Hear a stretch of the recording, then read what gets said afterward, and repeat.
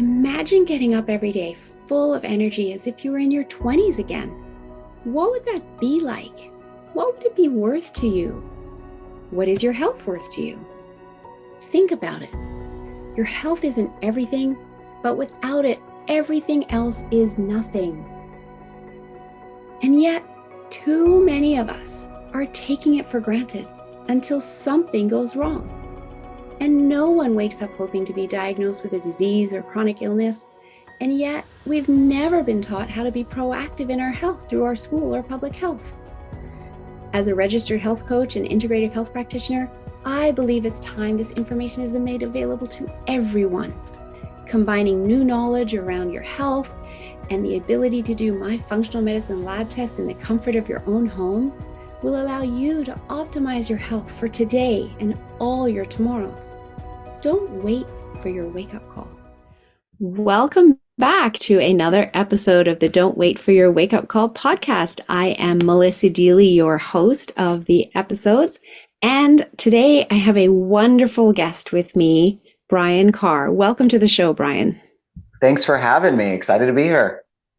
I'm excited to have you here too. And we met at the Reimagine Health Summit last month that was put on by Dr. Cabral.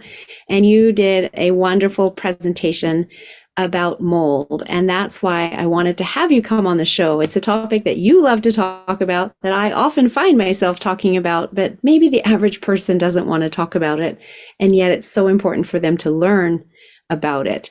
But first, just to introduce you a little bit to the audience, Brian is a second generation indoor environmental consultant who specializes in working with hypersensitive individuals with complex chronic medical conditions. He helps individuals and families to understand if mold, mycotoxins, or other indoor pathogens exist in their homes that may be contributing to their health conditions and how to remedy those issues.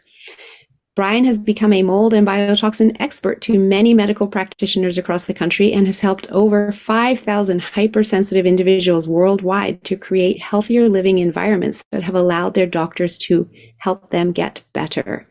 Brian is the co-founder of WeInspect, the host of Mold Finders Radio, and an expert at identifying indicators of mold growth, including but not limited to strategic sampling, validating, and developing remedial strategies for mold growth and biotoxin production in all areas of a home or building, including walls, floors, ceilings, crawl spaces, basements, attics, and HVAC systems. So you really cover off on all of it, and I'm very honored to have you here today. And it was quite a small world for me to find out when we met. And I said, I've had one other mold person on my show back in season 1. It was Michael Rubino. And your response to that was? He's my cousin. He's your cousin. So yeah, it's a very small world. So this is, I remember from your story, it is in the family, this work that you do in mold. So why don't you share a little bit of your backstory and how you got to be here, and then we can dive into why it's so important for people to think about mold as possibly contributing to their health issues, because it's one that is harder for doctors to identify. So that's why I want people to know about it. Yeah, so you said it. So I'm a second generation environmental consultant, right? And so that means that there's somebody ahead of me that in the family that was doing it. For me, it's actually my father-in-law is the person that I came in under. And I told a longer version of this story, I think, at the conference, at Dr. Cabral's conference. But the short of it is, I had a leak in an apartment that I lived in before I knew anything about this, and I got sick. And the landlord treated it the way that landlords treat it, which is it's not a big deal. It's fine. It's dry. It can't make you sick if it's dry. Then they had his local inspector come in and took air samples in the middle of the room. And he said, the air samples are fine. You're fine. There's nothing, whatever's wrong with you has nothing to do with us. And I just happened to be dating who's now my wife. And that's how I met, my father-in-law. And he came and checked out my space. And he's like, this is not fine. In fact, all of the walls that I was in my room where I was sleeping, which is where the leak happened, leak came in through the ceiling. It was a big pipe leak. Mm-hmm. All of the walls were damp, but not to the point where there was like water staining on the walls on the front side of them where you can see them or anything like that. I was literally sleeping in a toxic box for months. Yet an air sample in the middle of the room, which so many inspectors use and they think that's going to tell you what's going on, came back and said it was fine. And so now you have a landlord that doesn't think it's a problem, slash doesn't even want to address it if it is a problem, right? Then you have this, local inspector that comes in that does what they all do, which is one of the biggest problems in our industry is that we actually don't even inspect houses and apartments. Like this guy didn't look, he didn't inspect anything. He came in and stuck a pump in the middle of the room and left in 15 minutes. Like you're not actually inspecting at that point. We like to internally, we call them pump jockeys, where you're just sampling pumps and just taking samples everywhere. Like, you're a pump jockey, come on in, take some samples. And Yeah, so and that's so random. There's nothing scientific about it to just come in and, stick it in the middle of the room. It's like, hope you get what you came to look for, and if you don't, oh well. yeah, in fairness, I don't know if they're doing it on purpose like that. I just, our industry is so it's not regulated. It's another big thing about our industry. Right. So, like, imagine you have some sort of health issue and you need to go see a surgeon to get it taken care of, but there's no standard of care of how to perform the surgery. Like that's what our industry is. So it'd be Right. like in the movies going in the back alley and getting like an eye replacement or something by some dude in the back of his truck, as opposed to going to like the best facility in the world with the best surgeons in the world and getting it done that way, right? Mhm. And that's really what the difference was between what this person did and what my father-in-law did and how he came in the house. And anyways, that was my introduction to it, and I was just kind of blown away. And I like sometimes in life, like you get exposed to something, not like an exposure, like a bad like sickness exposure, but like you see something that you've never seen before or whatever, and you're like, whoa. And then you feel this like, I need to be doing this. Like how I never knew about this. Now I know about it, and I'm so into this, right? Right. And that's just sort of what happened to me. I can't even explain why it happened. It's just sort of what happened, and I got so into it. And fast forward, we really are the top resource for doctors across the country. We work with people that primarily are dealing with complex health issues that usually takes them a long time to even figure out from the medical side that it's even Hmm. happening, and that mold and environment is a contributor. But then add on the time it takes for them to go through their own version of my story of inspections that don't work and remediations that don't work and all the money they blew doing it and all of that stuff, to then finally realize that there's a right way to do this. And so that's really who we specialize and who we work with the most, and who I really want to help, is why we started what we did in the first place. Like that's who we want to help. Well, I love many things that you've said there. First off, just that you went through that yourself and then realized this is what I want to be doing. And it became your purpose. And that's why you actually had to go through it to experience it to get to that place where you were motivated to step into this yourself. And I love that. And to your point about other people going through this and the length of time that it can take for them to even understand that the reason they're feeling the way they're feeling is due to mold. I have a mold quiz that I ask my clients to help rule that out. And just listening to some of these questions, people will understand why it's so hard for them to be diagnosed or for any of their illness to be correlated back to mold. I'm not going to read all of them, but just, do you have congestion? Are your sinuses blocked? Do you feel tired or weak? Do you feel inflamed often? Do you have shortness of breath? Do you have flu-like symptoms? I mean, these symptoms of mold could be attributed to so many other factors, which is why in the medical industry, going to mainstream doctors, people are often fobbed off or put on a medication for something else, and they're not getting to the root cause. And so I love the resources that you provide to help people once they figure out that it's mold. But I also love that we were connected through Dr. Cabral, because the lab testing that we do can also help show that up in people's bodies for them to help them get to the answers. So I've actually become an affiliate of your program, and I haven't done your full course yet. It's on my list of things to get to, but I've seen the amount of content that you offer to people. And thank you so much for doing that, because there is so much there to help people through the process that I can tell is the exact process that you had to go through yourself, right down to getting out of a lease, helping you get out of a lease where the landlord doesn't care. That's Yeah. powerful information that you're sharing. No, I appreciate it. And a lot of that, I mean, the lease thing that was the next step in that apartment. I had to get out of the lease. Like Right. I told more of the story at the thing, but like afterwards, my father-in-law was like, so what do you want to do?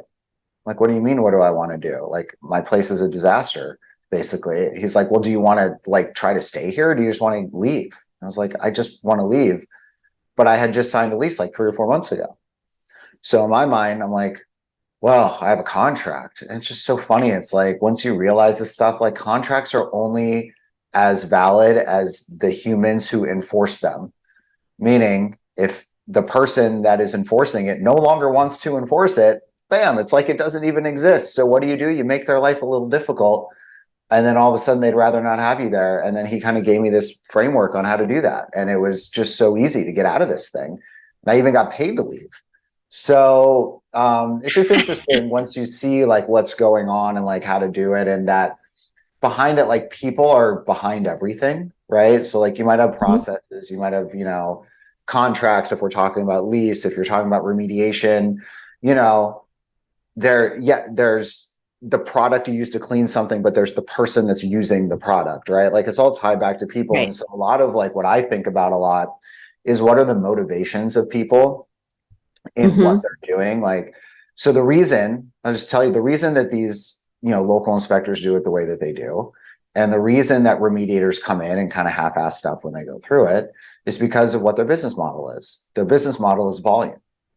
So if Right. you understand the people and you understand that people are driven by money generally when you're talking about business, and then you say, okay, well, then what's the motivating factor for them to come in here and do a very like thorough, comprehensive job for someone whose primary goal is health when their primary goal doesn't align with you, right? Right. Their goal is to come in and like, well, if I do X of these in a month, then I'm going to be able to do this. And the tools I have at my disposal, because I don't really know how to inspect a place properly or anything, is this air test. Like this is my tool. How am I going to Right. execute? And you just kind of put the pieces together. And once you start thinking about stuff that way, it makes a lot of sense, like why it all happens the way it does. And I don't even think a lot of them are doing it on purpose or maliciously. I just think like, oh, this is the business model. This is what you do. And they're not trying to learn more because Right. their ideal client is not somebody who's been sick for all this time. And like really their client is somebody who they can not talk to ever again. Like that's their ideal client, you know? Right. Yeah. And the people that are doing it have just been trained by someone who they've put their trust and faith in that this is how you do it. Right. So Yeah. to your point, they're not doing it maliciously. They went and got themselves a job. They did the training. That's what they've been taught. And we only know what we know. But that's why you and I have podcasts in order to help people get more information and expand what they know and have access to these resources. So, Absolutely. yeah, another resource that I really appreciated that I saw on your site was also about when you are moving, what you need, what you can keep and how you need to clean it and what you need to throw away so you're not moving the mold with you. And I think that's really important for people to think about in that process of leaving a moldy place and moving to a new place as well. Yeah, the what do I do with my stuff question is Yeah. it's so funny because like we'll go through a house, let's say we find 20 problems in that. Let's just like there's stuff everywhere. Rip out this wall, got to do this, got to do that. The price tag starts adding up in your head. And then after all of that, someone will ask, well, what do I do about this chair that I got from grandma?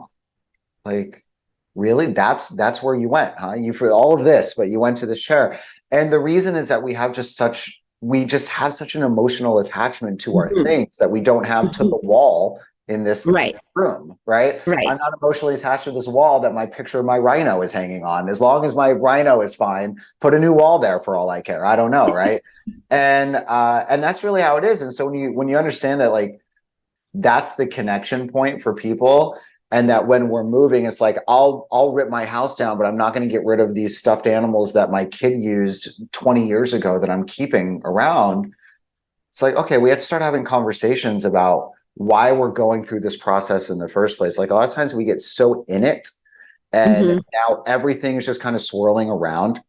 I have to handle this room. I have to handle this thing. I have to handle this thing over here.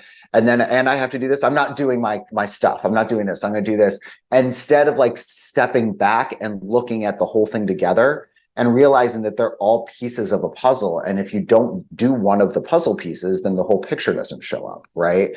Right. And then also just trying to like, I'm going through this process because there's a health trigger, right? Mhm. Nobody calls us to just, hey, come check my house just because. That's not how it Right. works. They Right. call us because they're sick or they're trying to figure it out, and this has to happen in order Hmm. for them to progress. And so if Right. you remember, that's where your starting point was. Then when you start talking about your stuff, you start anchoring it back to that. But the guy that you're mentioning starts talking through, I don't think you have to throw everything away that you own, but a lot of people do because they don't actually know how to clean it the right way. And so Right. then they go in the Facebook groups, which are 20, 30, 40,000 strong in these mold, support Facebook groups. And they'll see people that says, you have to throw everything away because you can't bring anything. You're going to be sick forever. It's all contaminated. There's no way to get away from it. The reason those people are saying that is because they tried to bring stuff and it cross-contaminated their new place because they didn't know what they should bring and not bring, and they didn't know how to clean the things that they brought in the first place. So their logic was like, I brought stuff, it contaminated, never bring anything, can't do it. It's very black or white, and it doesn't have to be that way. And so I was getting so many questions and like stuff about it. So I put together like that guide in particular is like I don't know, it's like 20 pages or something. And it's just like every item you can think of, but there's like a framework to it. It's like, what's it made out of? What's it worth? Where do you clean it? How do you clean it? When do you clean it? When do you bring it back in? The order of events, like all that stuff. So to wrap this piece up, because I went way longer on this than I probably needed to, anyone who's interested in that, it's cleanmymoldystuff.com. You can go get that. Cleanmymoldystuff.com. And yeah, fabulous resource and tool for anybody that is struggling with mold and, needing to figure out what to do with their stuff. So let's just take this back because we kind of got ahead with all your resources, which I love, but let's just take this back to mold 101 for people and talk about, what does mold need in order to grow? Yeah, I mean, mold only needs three things. Two of them we can't control, one of them we can. It needs the right temperature. That's the temperature we live at. It needs a food source, which our entire house is made out of organic material for it to feed on. We can't control those two things. Those are just kind of goners. It is what it is. The one thing we can control is water and moisture. That's the one thing. Think of it like watering a seed. I mean, that's really what you need. You got to plant outside. It's the right temperature. It's the right climate for that particular type of plant. There's soil for it to feed on and grow into, but it doesn't work unless you water it. Then you water it, then it starts growing, right? That's basically what Right. happens with mold. It's the same idea. Now, the biggest misconception on this, which I mentioned at the conference too, was this idea that people say, well, mold needs water to grow. So if something is dry, there can't be mold there. And that's not true. Mold does need water to grow. It doesn't need it to stay. And this is the big thing that a lot of people get hung up on. Like in my apartment in that story, they came in and said, it's all dry. There can't be a problem there. Mm-hmm. Well, just think about it in your backyard. Like if you stopped watering your grass, does it just get up and leave? No, it's still there. It dries Mm-hmm. out. The blades of grass now break when you step on them and stuff, Right. but it's all still there. Mm-hmm. That's what happens to mold. Like, so just sort of make that correlation in your head. And like, once you do that, then you're like, oh, this makes sense, right? You just kind of have to make that correlation on how it works. And something else that you said that really made a lot of sense to me was that dry mold is almost more dangerous than wet mold because of air pressure moving it around the house.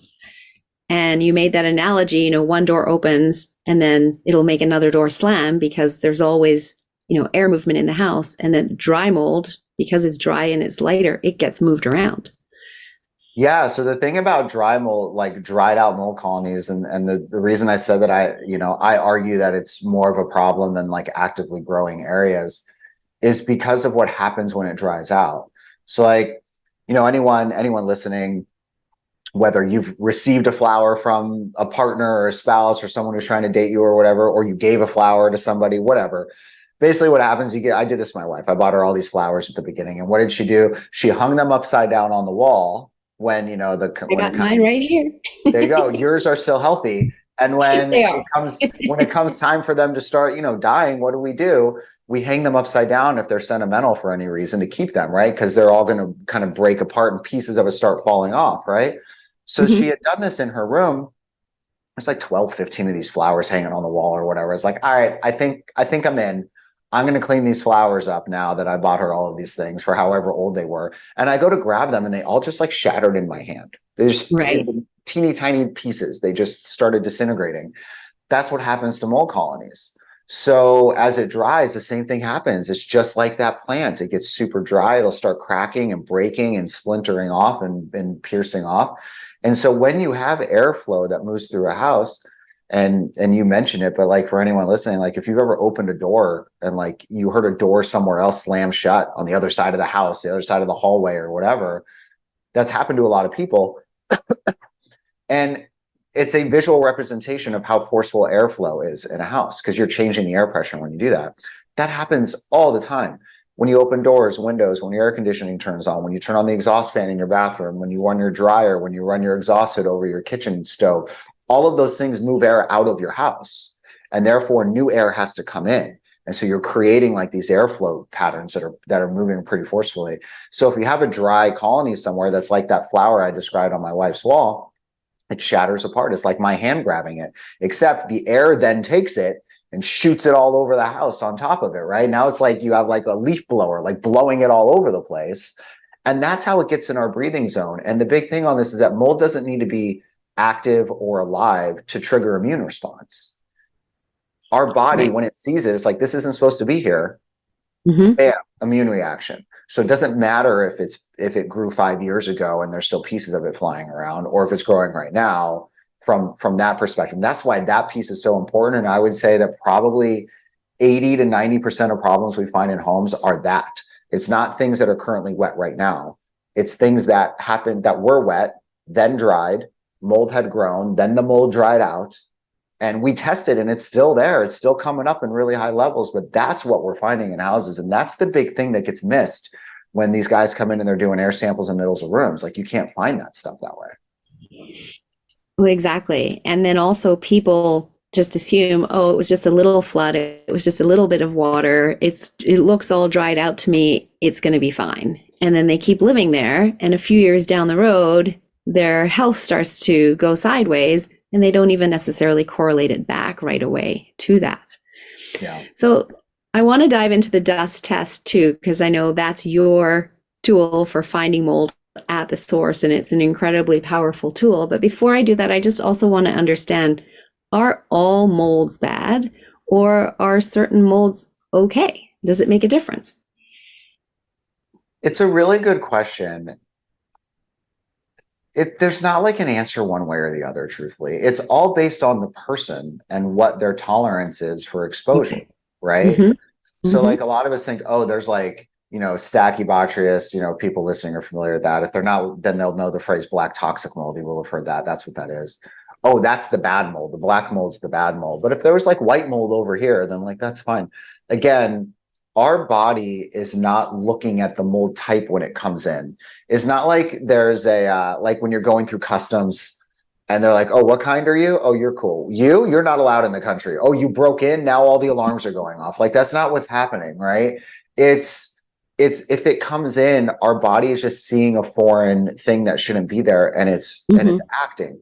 Now there are molds that can have additional problems that occur, and that's when mycotoxin production starts happening, which is the toxic portion of that phrase, black toxic mold. Right. Not all molds can produce a toxin. So if you look at it just from a pure scientific standpoint and you're not connecting the body to it at all, and you're just saying, are certain molds worse than others? And all I'm doing is looking under microscopes and understanding how they work, then yeah, I mean, technically there are molds that are more toxic, that are more aggressive than other, like, yeah, like that can happen.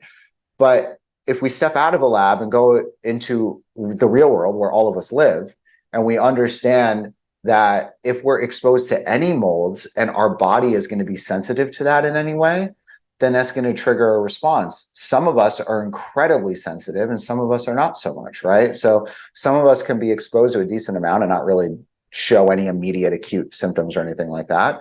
And then other people, they go into, excuse me, I'm fighting a cold for all of you guys listening, can go into a hotel room that has a mold issue and get a quick mold hit and be down for the count for 2 weeks. Like they could be that sensitive, right? So for that person, really any type of mold, you're like, man, I really need to just limit my overall exposure. But the way that I think of it is not mold specific, it's exposure load.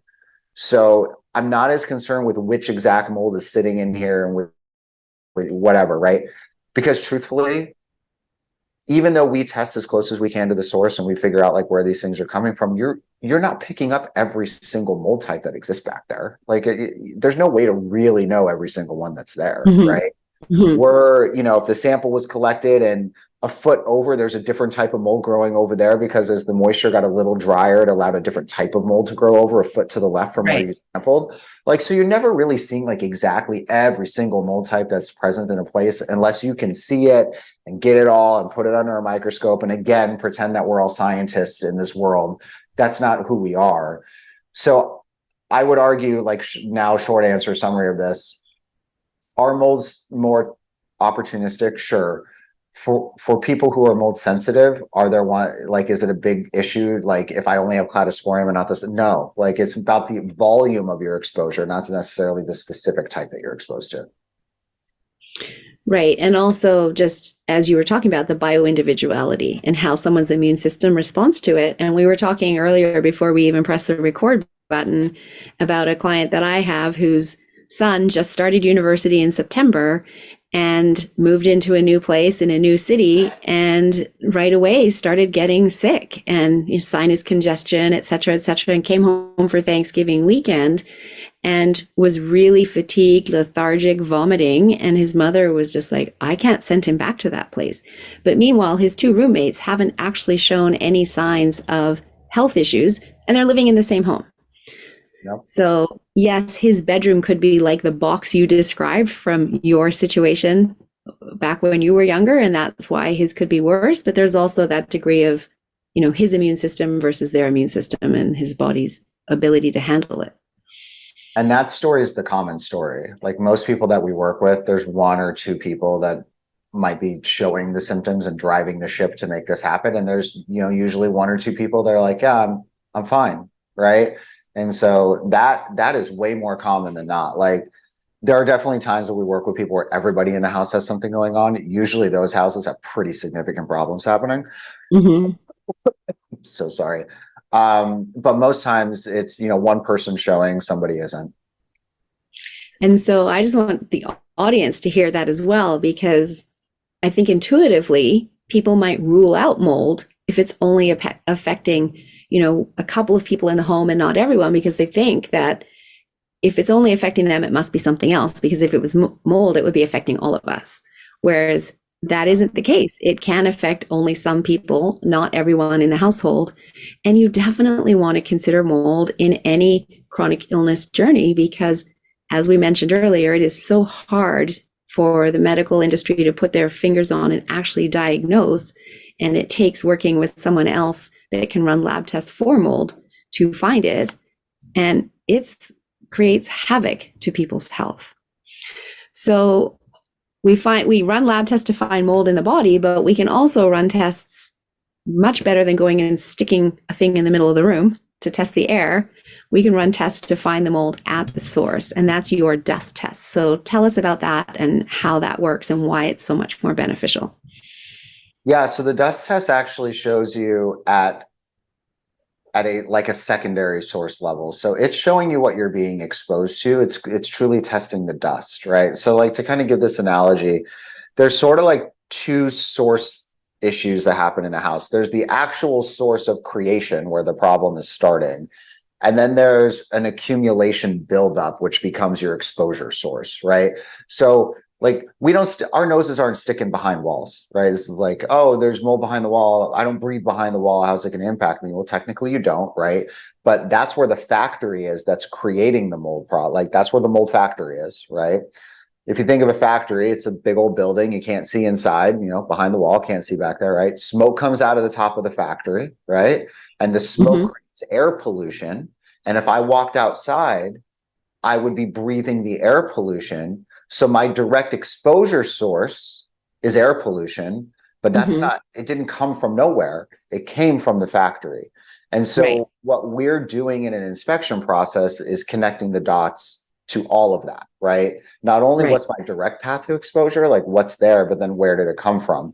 So the dust test in that analogy is analyzing that smoke. It's trying to see what you're being exposed to. So the purpose of the dust test is to understand, do you have a mold problem in your space? If so, how bad is it? right? How does that compare to other homes? So this is all based off of internal inspection data that we have that we've compared over 3 years. So we can kind of show people how bad or not bad your house is compared to the data set that's there, right? And then it helps you understand, okay, so what do I do next? And that's where we tie in, a phone call on the back end to help you kind of review that lab and see what's going on. Think of it as like an at-home 23andMe test for your dust. Like that's really what it is, right? So it's a DNA sequencing of the dust to show you what's there. And the reason the dust is important is because in that smoke analogy, the dust is your direct exposure to breathing. So what happens in a house, there's this concept that's called the personal cloud. As you walk around, you're constantly popping up settled particles up into the air. So think of that kid in Charlie Brown. His name was Pigpen, the really dirty kid that had a cloud of dirt around him all the time. So it's like that, except you can't see it, but you have this invisible cloud around you all the time. When you sit in your chair, or you take a step, or you open the curtains or whatever, you're disturbing particle and it comes back up, and the research shows it gets into your breathing zone, and that's what you're breathing, right? So the dust is the best way to understand just what is happening generally throughout the house. Now, it's not going to tell me, is it coming from this wall or this ceiling or this bathroom? Like, that's not the purpose of it. It's really a screening test, the same way that you might do a blood test to screen for a particular marker that would then indicate you have an autoimmune issue, let's say. But then you have to dive into the autoimmune issue and really diagnose where it's originating and how to handle it and all that stuff, right? This is the same concept for that. This is just letting us know, is there a mold problem, right? And so super powerful for people to just get that initial, answer so that they know that they're then on the right path going down, looking for that and diving in deeper. So do you have some signs of hidden mold growth that you can share with the listeners to kind of get them on that path? If they have that, then they might want to then do the dust test to confirm it, etc. Yeah, absolutely. I mean, I kind of joke around. Like, the secret to this whole thing is that we actually don't look for mold at all when we're in a house. Like, that's the big secret to this. Like, are you a mold inspector? You don't look for mold? No, because you can't see mold most of the times. Like, think of mold like an iceberg, right? Like, sometimes you can see it, but most of it is under the water and you can't see it, right? Right. It wasn't the tip of the iceberg that sunk the Titanic. It was the massive giant portion of it underneath that sunk it. And so the thought process is, how can you identify what's under the water in that scenario? Like, how do you do that?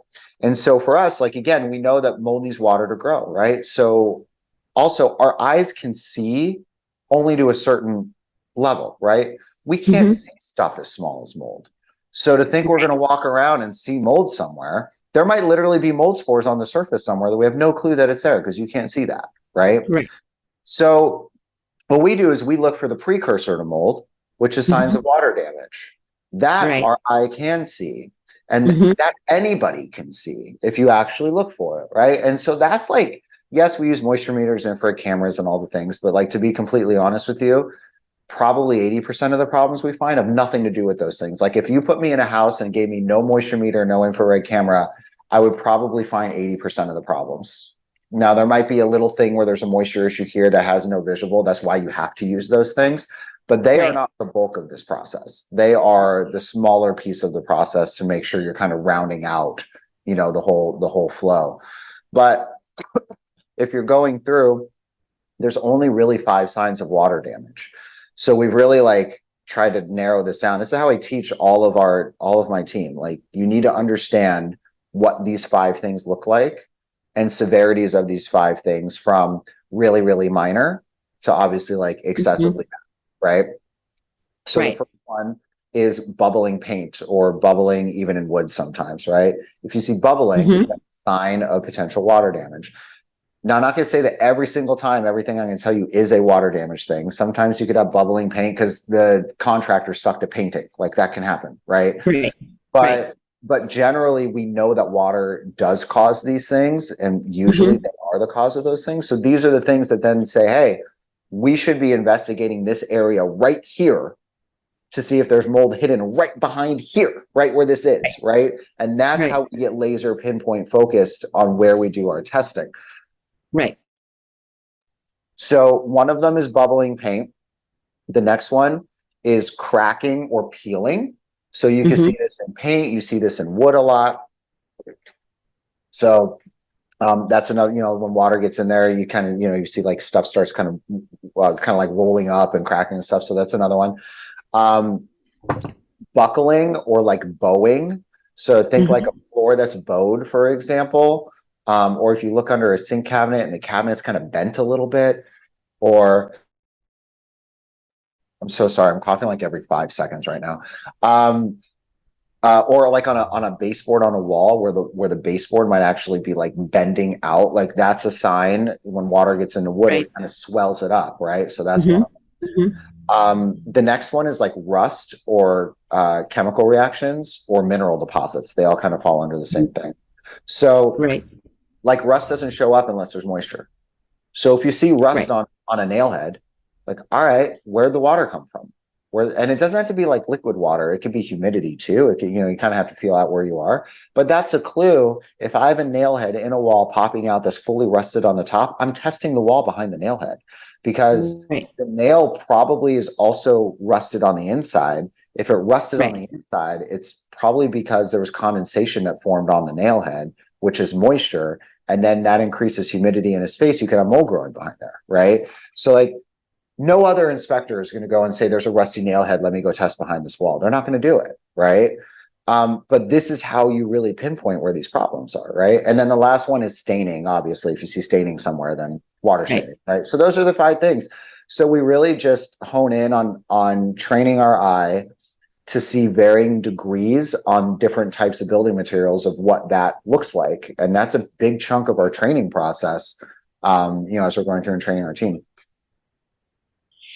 Well, I really appreciate the depth to which you go to and the attention to detail that you're paying as you're looking for this. Because as I learned from your cousin, Michael Rubino, there's, teams that really know what they're doing and do good remediation and really get it all out. And that was the topic of that podcast, which was episode number 25, if anybody wants to go back and listen to it.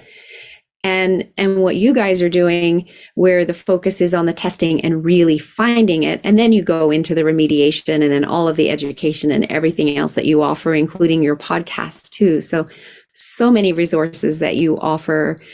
And I just really appreciate that you do this because I see the other end of it. I see the people that have been struggling, the person that you were that's trying to figure out why their health is going sideways on them. And often when they're young, simply because of the house that they've moved out of the family home and they've moved into a new place and now their health goes sideways.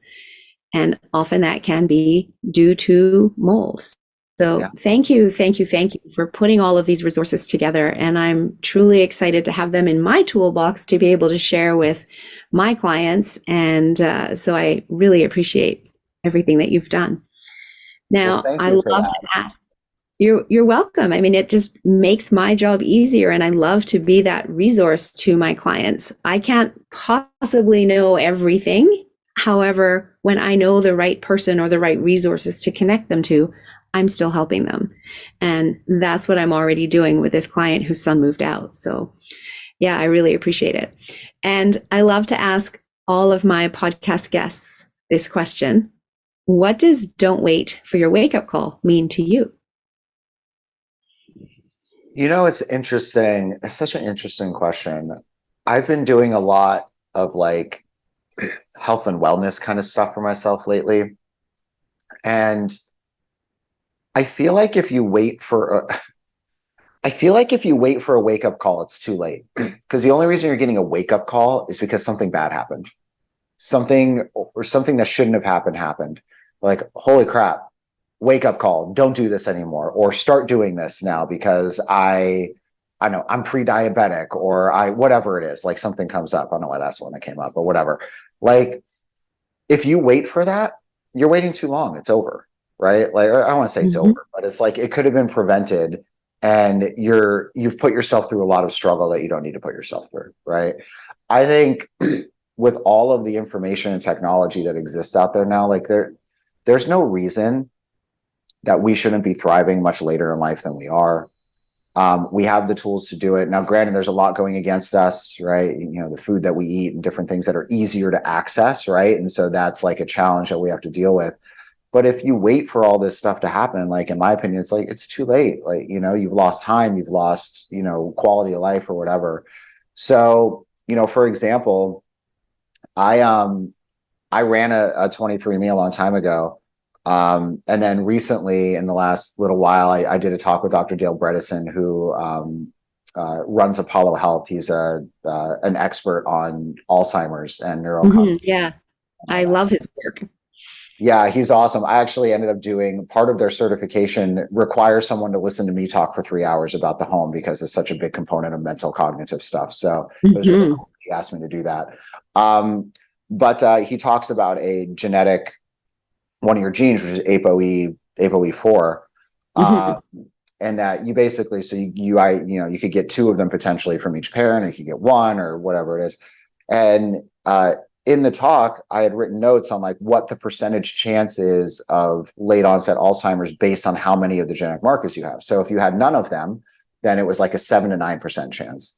If you had one of them, it was 25% chance. And if you had two of them, it was 70% chance, right? So there's a really key genetic marker here. And I was like looking through my 23andMe the other day and just happened to like see that there was an Alzheimer's thing there that didn't used to be there. I was like, oh, and I went and scrolled into it and had an ApoE4 thing, and I have one of them, right? So I'm a 25% chance Right. for late onset Alzheimer's just from the genetic stuff. So the reason I say that is I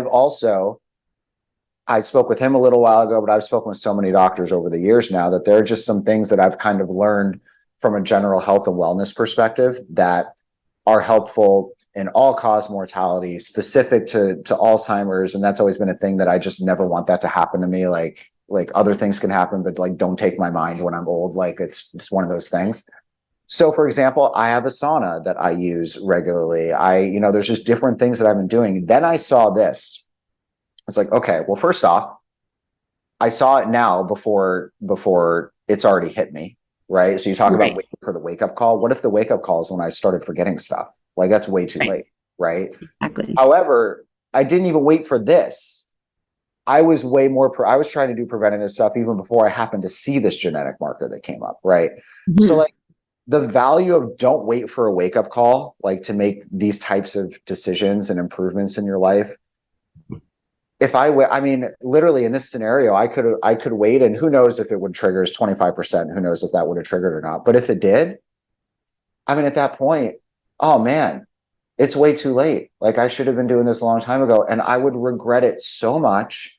And who knows what the quality of my life would be afterwards. So the value of not waiting for wake-up calls and trying to predict them or be proactive in front of things in a way that still resonates with you and like fits into your lifestyle, but it's something that you're doing that's for your betterment. I'm all about that right now. Like my days are so full of all like the health wellness things that I could be doing beyond just what we're doing, in the business. So. Well, I absolutely love that. And it's why I put together the show and why I bring on guests and why I teach, because I'm in complete alignment with you. If you wait, it's too late. And it actually costs less financially and emotionally when you take action now and choose to be proactive in your health, which is your greatest asset, versus waiting. So thank you for that beautiful explanation. Now, if people want to work with you, get in touch with you, learn more about how they can have inspections done, etc., what's the best way for people to reach you? Yeah, so our site is WeInspect.com. Our company is WeInspect. I don't know if we ever said that. So we're WeInspect. WeInspect.com. There's a button you can click on there and get on the phone with my team. You can talk to my team. But there's a lot of ways that we could work with people, and we've been building out additional ways to do it, because I never want someone to be like prohibited from having the opportunity to understand what's happening in their space and like try to fix it, right? And so, money's always a barrier when it comes to this stuff. And we travel, just FYI, we go anywhere in the country. And we're not outsourcing inspectors. Like they all work directly for me. They're all trained under our training programs. It's not like we're going to Idaho and just seeing who's there and saying, hey, you want to take our job? Like that's not what we do. So, we service everywhere, but, in-person inspections where traveling is part of it and all that stuff, that just might not make sense for everyone. If you're somebody who's like, I'm just concerned maybe about a couple rooms or something like that. Like we were never ever really to help that person before because of just the logistics of managing all of that. So we spent the last year and a half creating an app that we call WeInspect Together, which takes our entire inspection process. The app becomes an inspection companion that essentially is like a window into your space for us. So you still get like our team of consultants working through with you, but you don't have to know what you're looking for. That's the beauty of it. Like we know what we need to see. So like, hey, you have a window in this room? Cool. I need these 4 pictures of this window. Bam, we'll look at it. We'll tell you what's going on, right? So it's really like kind of a done with you sort of. That's why we called it Together, because it's like you take the photos, we tell you what's happening in the photos, but we tell you what photos to take. So, that now opens the door for anyone, anywhere, any price point, any level of service, right? You could literally inspect. I had somebody that they just ordered 17 rooms. They basically just ordered a full house inspection, but they did it through here instead because they wanted to do it this way. We have people that order just one room because they're concerned about like where their daughter sleeps or something, right? So there's so many ways now between in person, this kind of guided virtual sort of way that we have it set up. And then even like at-home test kits and everything that comes either after that process or just pre-screening kits like the dust test that we talked about. Like if this is something that is concerning for you, there's now in 2024, basically, no reason for you to be living wherever you live and feel like that you're limited to only the people that are in your area to get, right? Like we don't live in a time with the yellow pages anymore, right? We live in a time where you can literally access the top experts in the world at your fingertip anytime you want to. Yet our industry has not embraced that at all. Like there's no version of that until now for our industry. So now, if you want to work with the best mold consultants that exist on planet Earth, you can do that. And you can do it at your pace, at your flow, and the amount that you want. So whether it's in person, it's whatever. So I'm really excited about how we're able to help people now, and we can really help across the gamut. And I absolutely love that you can help across the gamut. And to your point, we live in a world where people can access the best inspectors and couldn't do it until now, but now they can.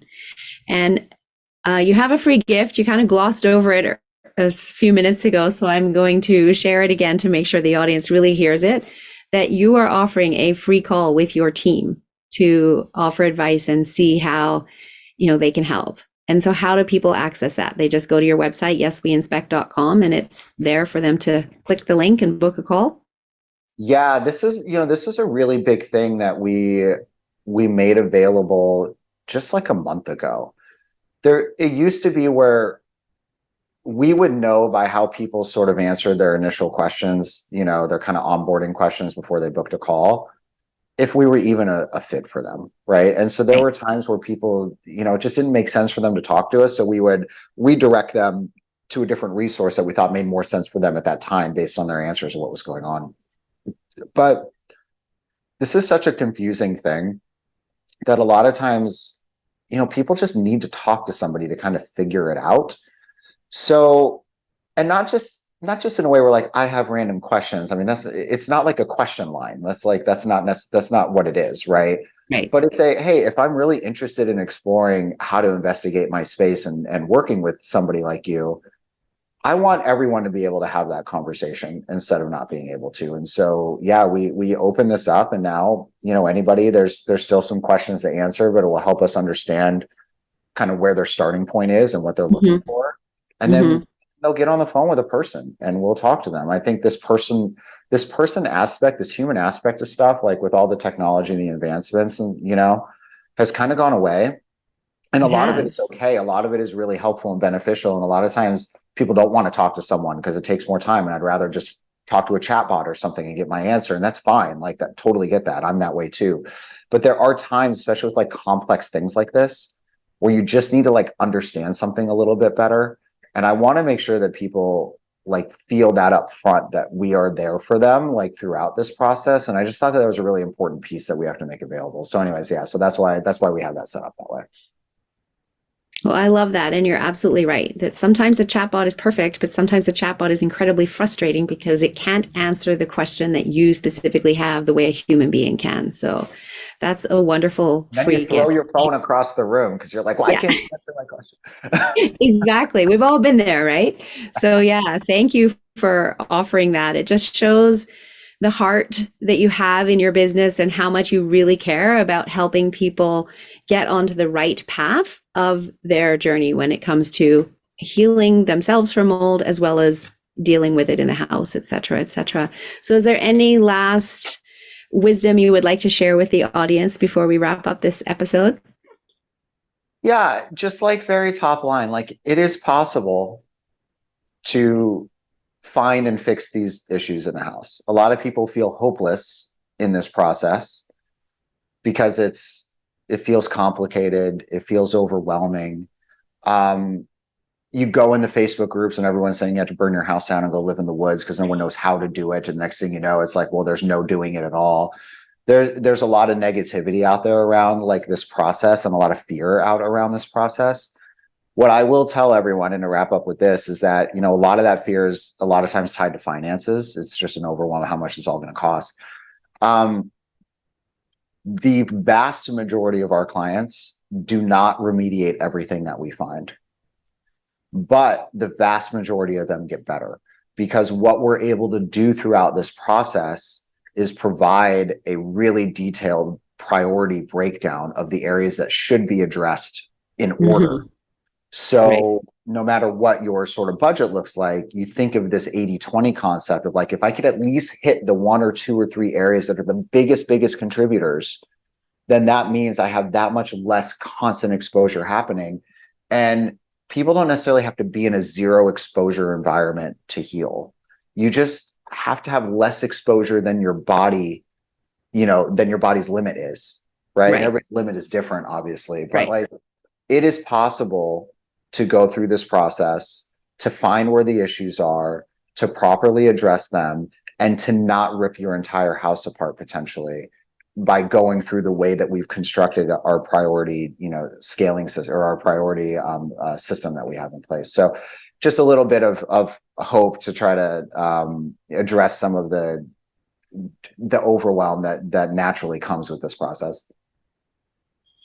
And thank you for ending this podcast on hope. I love to do that. And to any of the listeners, if you suspect mold, definitely reach out to Brian's team and start to go down this path because you can clearly see from this podcast how much they care, how much they hold your hand and guide you through all of the resources available to you, and that you can heal.